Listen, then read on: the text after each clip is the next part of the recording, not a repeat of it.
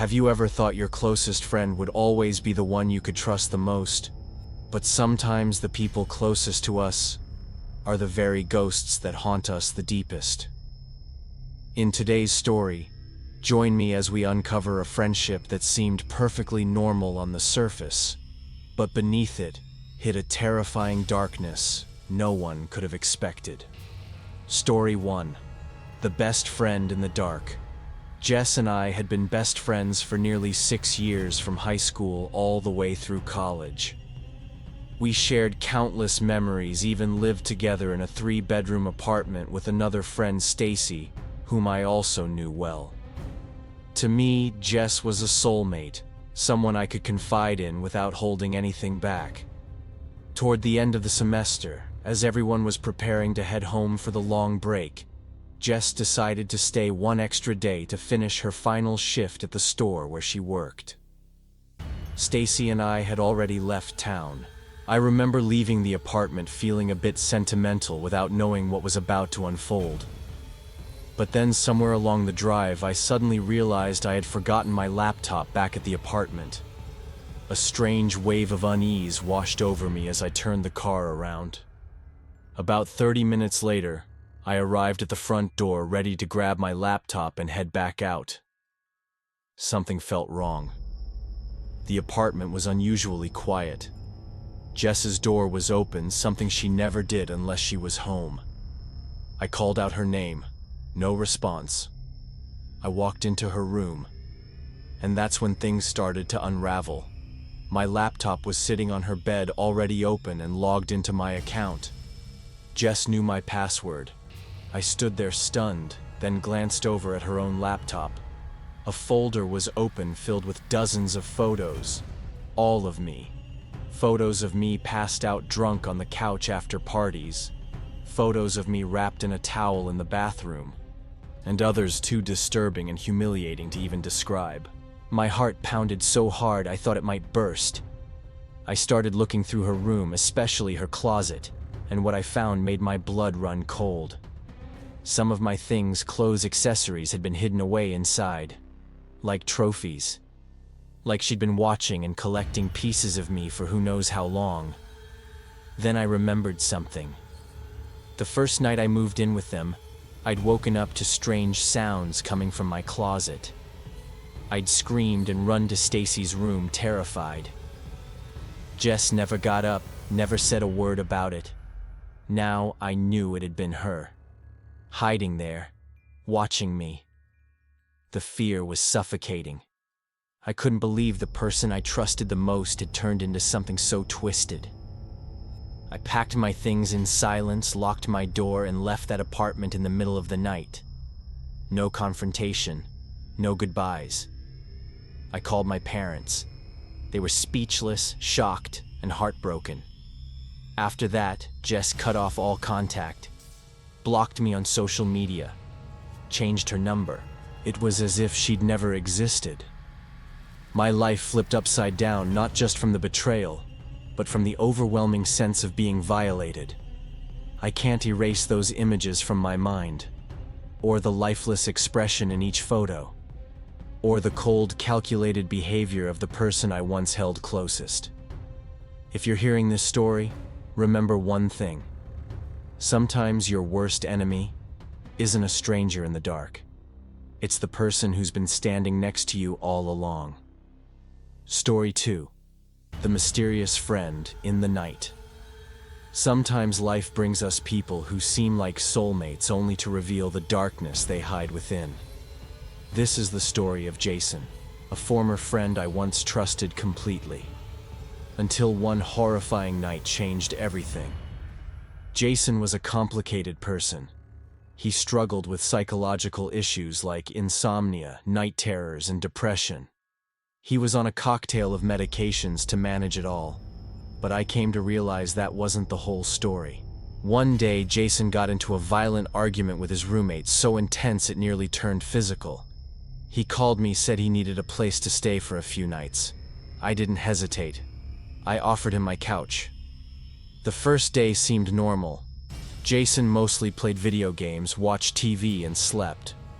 I was busy with work and didn't dig too deep into what happened. But that night, something was wrong. I woke up to a strange noise. Thirsty, I got up for water but noticed Jason wasn't on the couch.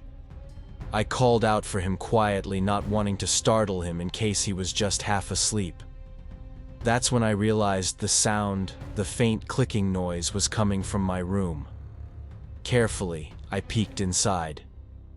Jason was standing completely still in the corner of my room, arms stiff at his sides, eyes tightly shut. His mouth was making a soft, eerie clicking sound. I screamed and hurled a pillow at him. He flinched and walked out without a word. The next morning I asked him what that was all about. He looked confused and insisted he didn't remember anything. "I don't sleepwalk," he said. "At least I don't think I do." I tried to brush it off. But the next night it got worse. Again, Jason vanished from the sofa. This time I found him crouched inside my closet, covering his mouth with one hand, gripping a sharp knife with the other.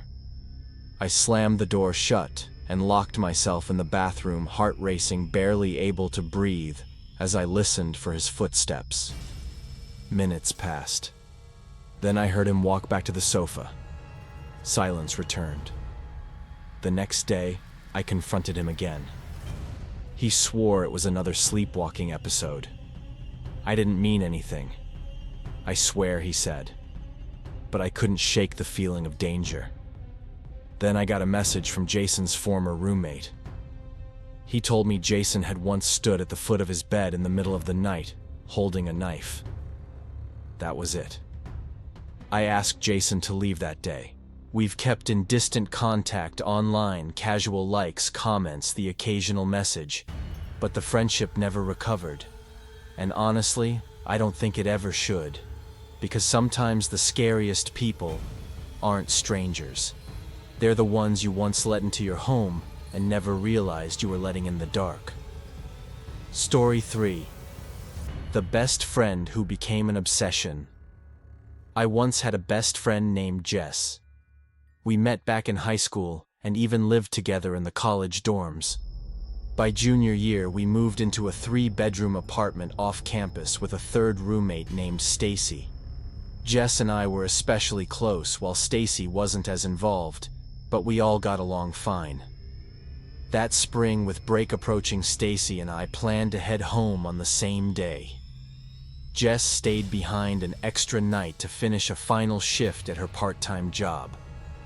The morning Stacy and I packed up, I said goodbye to Jess, assuming I'd see her again the next day.